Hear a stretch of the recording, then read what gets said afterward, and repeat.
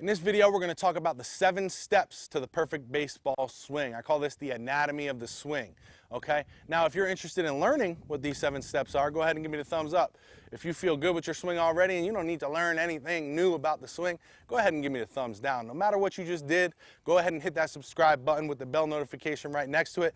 Then leave me a comment below and let me know that you subscribed and ask me any baseball questions that you may have, and I'll answer them personally down in the comment section below. Now, the 7 steps to the perfect baseball swing. The first step, and the most important probably, is the setup, because we have to be in a good position and set up in a good spot every single time to be consistent with our swing. If we're setting up differently every time, we're not going to have the same swing. So the setup is very important. What I like for the setup is a little bit wider stance, not so narrow and tall, a little bit wider. You could use the trick where you just put your bat down and your feet should be about the distance of the bat that you're swinging. I like that rule. It's a general rule of thumb, but it's a pretty good one. So I like this one. You could always check there. Now, you don't want to do this every single time that you get into the batter's box because you're going to look silly. But just like I did here, I kind of already knew where it was because I'm used to it and it feels good. So you have to get used to the proper stance, the proper setup when you're working on the perfect baseball swing. So once you know your setup, that's where you got to be every single time. Now, one thing that I really like in the setup for all my guys to do is to make sure their knees aren't over their ankles. I really want them to think about knocking those knees in just a little bit because we want to have that side-to-side linear energy as well as that rotational energy when we're driving. Step number 2 is the load, and step number 3 is the stride. And we're going to talk about these simultaneously because they kind of go together. The load, which is in the hands here, happens kind of as we're striding, okay? So we're going to talk about steps 2 and 3 together. Now, for the hands, you'll see some guys that drop their hands, and that's actually okay as long as they're getting it back up. That's called the hitch, and a lot of great baseball players had a hitch in their swing. But the most important thing is that you're getting back up into a position before you start your swing that's going to be beneficial and give you a lot of success. So where I think that position is before you start to swing is going to be right about shoulder height with that top hand, with that elbow back, not so much up, but back this way, almost if you were going to punch someone.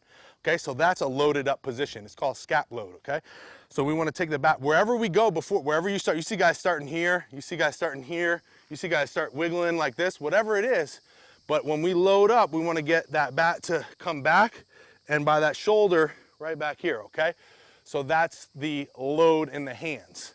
The stride is going to be happening at the same time because we want to start to create some separation from our hips and our shoulders, okay?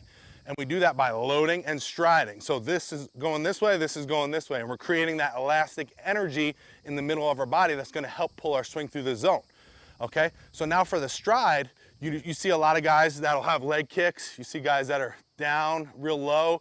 They don't lift, they just show the bottom of their foot. You see guys who are just open right away.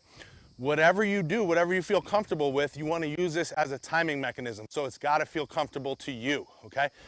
There's no right way to do it. If you watch an MLB game, you'll see 10 different ways to swing with the load and the stride, okay? One thing that I do promote though is being around 65 degrees open with your front foot when you land. So if you're straight closed, this would be, let's say, a 0 degrees, and this would be 90 degrees, okay?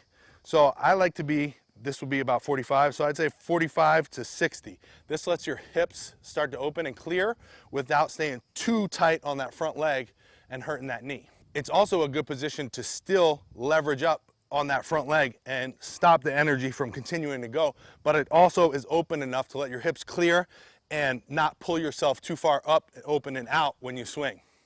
Now, step 4, let's talk about the swing itself, okay? The swing, I consider, all that was the pre-swing. Now this is the swing itself. After we get our load and our stride and our hips are starting to open, our hands are still back at that time, now we're starting to swing the bat, okay? We want to be shaft to shoulder, we want to stay tight, we want to stay inside the baseball, okay? One real important tip when it comes to the swing is we want to have a good body angle, okay? Body angle is just a tilt this way, okay? We're creating an axis to swing around. If we're standing straight up and we swing, we're going to be very long and level through our swing, okay? We don't want that. We want to create an axis to swing around, which is going to give us a good swing plane, get us on plane with the ball, and be in the zone for a very long time. I actually want to finish with that slight tilt over the plate as well. A great body angle promotes a great swing plane and a great swing. Like I said, we want to stay tight, not tight in the sense of like choking, but tight as in close to our body when we swing until we get to contact. We want to stay connected in our slot with our elbow here until we get to contact, which is step number 5, contact point. There's 7 checkpoints in contact that you want to look at when you're looking straight from the side. So if I'm hitting from a pitcher over here and I get to my contact point, I want to make sure I got my power L right here on my right arm if I'm a righty. My left forearm wants to be in line with that bat. That's number 2. Head on the ball, number 3. Straight line from my front foot up through my head. That's number 4. My head over my back knee is number 5. My back foot is vertical, number 6. And my hands are above the barrel of the bat. That's number 7. Those are your 7 checkpoints at contact. I made a video about this. If you want me to go into more depth, you can watch that video right here. Step number 6 is extension. And a lot of coaches think that extension happens at contact, that we want to be extended at contact. This is false. We don't. What I said before was contact point, we still want to have that power L right here. So I'm not extended at all, but I do want to extend after contact, through contact, and that's when my wrists are going to start to snap and roll. So my wrist don't want to start to roll or snap before contact. I want to get to here, strong at contact, and then I extend and roll the wrist to finish. I want to extend my arms where I'm hitting that pitch. If it's an outside pitch and I'm going opposite field, I'm going to be here and I'm going to extend that way, almost like I'm pointing to where I'm hitting the ball, okay? If it's a middle pitch, I'm good at contact, and then I'm extending up the middle. If it's an inside pitch, I'm staying connected longer, and then I'm extending to the pull side. So we want to stay connected and extend through the ball where we're trying to hit the baseball. Step number 7 is the follow through, and I really don't have to talk too much about this because if you did steps 1 through 6 properly, you really don't have to worry about step number 7 because it's going to take care of itself.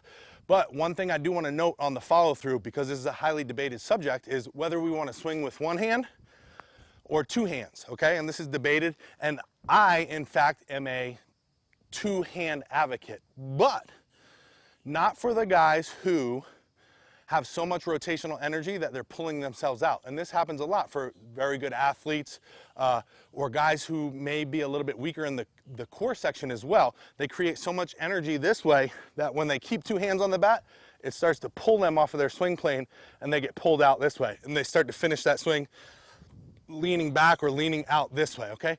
Leaning back a little bit out that way is okay, a little bit if you've got so much energy, but if it's pulling your weight all off and you can't control your body, then it's no good. In that case, you can dissipate some of that energy by letting the top hand go. So when you get here and then you let that arm go, if you stayed connected with this arm, watch what happens. It pulls you this way. But when I let it go, now I dissipated some of that energy going this way. So for guys who are really rotational and pulling off this way, let that top hand go. It might be a very beneficial move on your part to try that out at least.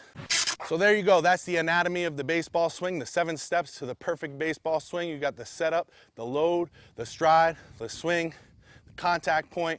You've got your extension and your follow through. So work on those 7 things. You could do it before the game, do it in practice. When you get into the game though, keep it simple. See the ball, hit the ball. Know what you're trying to do in that situation that you're in and get the job done. Be a competitor. Go out there and ball out. Hope you guys liked this one. Don't forget to hit that logo right there and then hit that subscribe button. Then leave me a comment below and let me know that you did subscribe. And then go ahead and watch this video over here because it's a good one. You're going to want to see it.